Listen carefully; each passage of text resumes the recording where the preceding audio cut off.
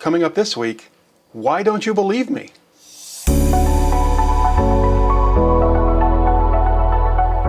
Hello everyone and welcome to Sunday Spoilers. We have a great opportunity every week to worship together, and we know that worship is an important thing, and so the more time we spend preparing ourselves for this time, to prepare our hearts for what God is going to show to us, it's a good thing.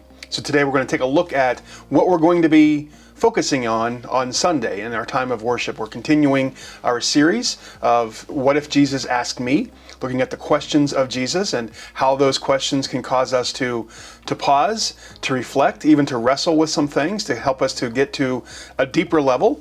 And the question this week is, why don't you believe me? That's a tough one. That's a hard one to hear. You know, we kind of spend our entire lives trying to focus on that, focus on belief, focusing on Jesus, our entire faith lives anyway, of trying to focus on what it means to know Jesus, what it means to have this faith, what it means to believe that Jesus is offering us truth and all these wonderful things. If you've ever been in that situation where you're trying to convince someone of something or telling somebody else something that you saw or something that you know, and they don't believe you, that's a tough place to be in. It's a hard place to be in. You feel frustrated, you feel desperate sometimes, you feel defenseless, like there's just nothing you can do. You're in a place there's nothing you can do. You try to do everything you can to help this person understand. Everything you can to help this person get it, and they just don't believe you. That's hard.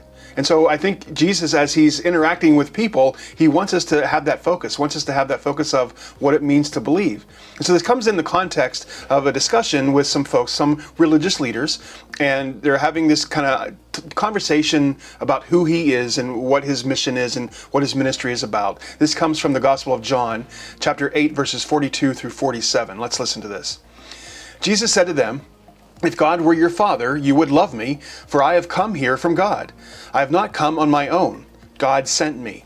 Why is my language not clear to you? Because you are unable to hear what I say. You belong to your father, the devil, and you want to carry out your father's desires. He was a murderer from the beginning, not holding to the truth, for there is no truth in him. When he lies, he speaks his native language, for he is a liar and the father of lies. Yet because I tell the truth, you do not believe me. Can any of you prove me guilty of sin? If I am telling the truth, why don't you believe me? Whoever belongs to God hears what God says. The reason you do not hear is that you do not belong to God." Wow, that's a tough one there. You do not belong to God. And they're having this discussion where they just don't see it. They don't understand how Jesus could be the Son of God, how Jesus could be this next revelation of God, because it doesn't make sense to them. They don't believe it. It doesn't fit logically for them. They have a different perspective. And I think really our understanding of truth comes down to that idea. It's really built on our perspective of truth. We may think a certain thing is true, and someone else may view that same thing and have a different perspective and having a different idea of truth. And when we try to put those things together, we get a conflict. Jesus is trying to show us that he is the truth, that he is this revelation of God, that he is this presence of God in our midst. And that becomes our perspective. So that we're going to look a little bit about that on Sunday. We're going to look at what is truth, what does it mean for something to be true, and how can we see Jesus and believe Jesus in the midst of all these other voices that we have out there in this world.